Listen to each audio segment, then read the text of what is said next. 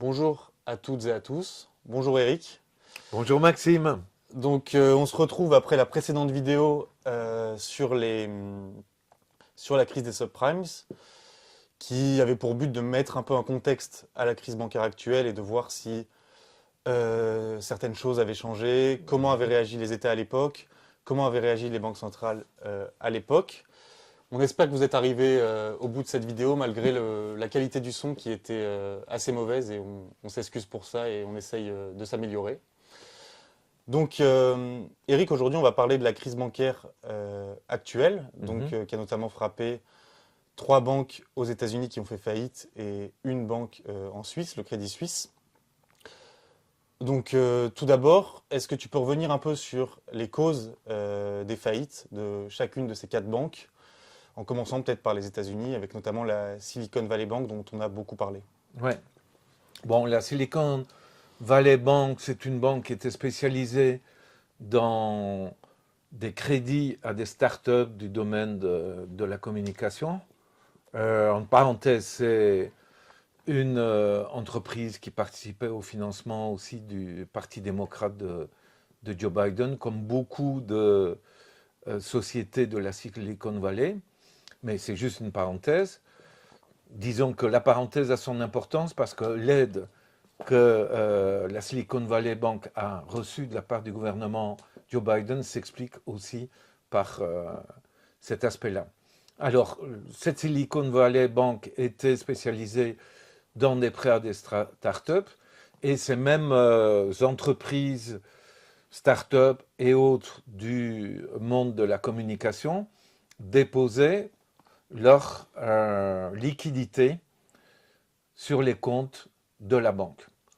La banque utilisait ces liquidités pour acheter, faire des investissements, et les investissements, c'était acheter des titres du Trésor américain ou des produits structurés de dette hypothécaire qui sont des produits toxiques. Les causes de la crise de cette banque, comme d'autres banques, je dirais, premièrement, toutes les banques, et elle est un exemple évident, sont extrêmement fragiles parce que leur fonds propres par rapport à l'ensemble du bilan est très faible, beaucoup trop faible, c'est-à-dire qu'une perte de 3 à 4% peut signifier la faillite de la banque. Ok. Euh, Et ça, c'est ce que tu expliquais dans la vidéo c'est ce que j'ai précédente. expliqué dans la vidéo précédente, et c'est ce qui s'est passé avec des tas de banques en 2007-2008, et c'est ce qui est de nouveau en train de se passer en mars, avril et mai 2023. Ça, c'est la première chose. La deuxième chose, c'est clair que le changement de politique de la Réserve fédérale des États-Unis a joué un rôle important comme élément déclencheur. La crise aurait pu avoir lieu à un autre moment. Le fait qu'elle ait lieu maintenant est lié au contexte de ce changement de politique. Et le changement de politique, c'est une augmentation très forte des taux d'intérêt. Il y a 1 an et demi aux États-Unis, les taux d'intérêt fixés par la Réserve fédérale des États-Unis étaient de 0%, plus précisément 0,25%. Et au moment où je parle, c'est arrivé à 5% maintenant. Or, les titres du Trésor et les titres de dette hypothécaire que la banque avait acquises donnaient un rendement, les titres du Trésor, de l'ordre de 2%, alors qu'aujourd'hui, ces titres de Trésor donnent un rendement de 5%. Les titres de dette hypothécaire très dangereux, mais comme ils étaient pourris, donnaient un rendement important, mais n'avaient pas de valeur sur le marché si ça devait être vendu. Ça, c'est une chose. Ça, c'est du côté des actifs de la banque. Donc, l'argent, elle l'a utilisé à quoi? Du côté du passif de la banque, c'est les dépôts des clients. Et les dépôts des clients, ben, les clients, ce sont des grosses entreprises. On se rend compte que plus de 92% des dépôts dépassaient la somme de 250 000 dollars par dépôt. Ça pouvait être plusieurs millions de dollars. Et les déposants, c'est-à-dire des entreprises qui mettaient les liquidités, étaient insatisfaits de la rémunération qu'offrait la banque, du genre 1,5% de rémunération sur des dépôts. Et ces clients déposants, ces entreprises, ont déplacé leurs dépôts, c'est-à-dire ont retiré les dépôts de la banque, pour acheter des titres du Trésor nouvelle génération, à du 4,5, 5, 5,5%. Et d'autres produits financiers qui sont influencés à la hausse au niveau des taux d'intérêt. Et donc il y a eu retrait massif de la part des déposants dans cette banque. C'est lié aussi au fait que l'industrie des dot-com pour le moment n'est pas au mieux de sa forme. Il y a eu des licenciements et donc il n'y a pas d'investissement productif. Donc les liquidités de ces entreprises vont vers de l'investissement purement de rentier. Okay. Et tout cela, finalement, produit la faillite, à savoir des retraits massifs. Par rapport à ces retraits massifs, la banque qui doit équilibrer, qui doit verser cet argent et qui n'a pas assez de liquidité à sa disposition, doit vendre des actifs.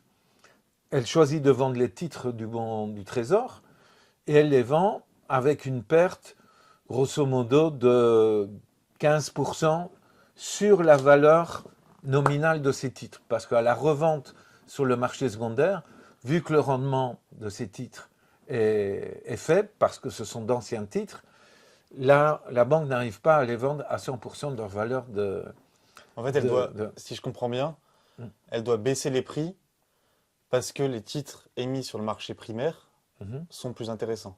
Donc si elle vend elle doit... sont mieux rémunérés. Comme ce sont d'anciens titres, ils donnent une rémunération de 2%, grosso modo, pour faire simple.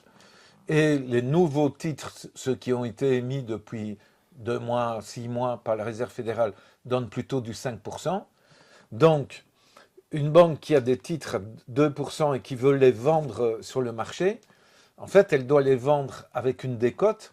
Parce que si, par exemple, elle les vend à 80 au lieu de 100, mettons qu'ils valent 100, elle les vend à 80, là, le taux est de 2%. 2% sur 80, ça donne un peu plus que 2% sur 100, justement. Okay. Ça donne... et donc, ça sera... La banque doit vendre avec une décote pour réussir à vendre les titres, ou sinon, il n'y aurait pas d'acheteurs. Ceci dit, très important, et ça n'a pas été mentionné dans les médias, il faut savoir, Maxime, qu'il y a une seule banque qui a acheté tous les titres. Et tu sais comment elle s'appelle, cette banque? Non. Elle s'appelle Goldman Sachs. Ça te dit quelque chose, Goldman Sachs? C'est une des banques américaines fameuses pour toutes les opérations dont elle a profité dans la crise des subprimes. C'est avec JP Morgan, Bank of America, Citibank, une des 5 banques clés aux États-Unis qui influencent énormément et qui ont un pouvoir financier énorme et naviguent en eau trouble dans plein d'opérations spéculatives et servent principalement des clients riches. Bon, Goldman Sachs s'est proposé pour vendre les titres qu'avait Silicon Valley, et en fait, c'est elle qui les achetait, et comme elle était le seul acheteur, elle a dit « je te les achète si tu me fais une grosse décote ». Okay. Et donc la Silicon Valley Bank a fait une perte qu'elle a dû inscrire dans son bilan, et ça a provoqué une chute très forte de ses actions. Ses actionnaires n'étaient pas contents du tout, et finalement, la débâcle totale de la banque. Donc ça, c'est l'explication. Dans ce cas-là, il y a à la fois, comme caractéristique générale, une insuffisance de fonds propres. Deuxièmement, il y a l'influence du changement de politique de la Réserve fédérale. 3, quand on dit que c'est à cause des titres du Trésor que la banque a fait des pertes, ben là, il faut préciser. Si en fait, au lieu de vendre des titres du Trésor, elle avait essayé de vendre les autres titres qu'elle avait, à savoir des produits structurés, elle aurait dû accepter une décote beaucoup plus importante. Donc elle aurait perdu encore plus.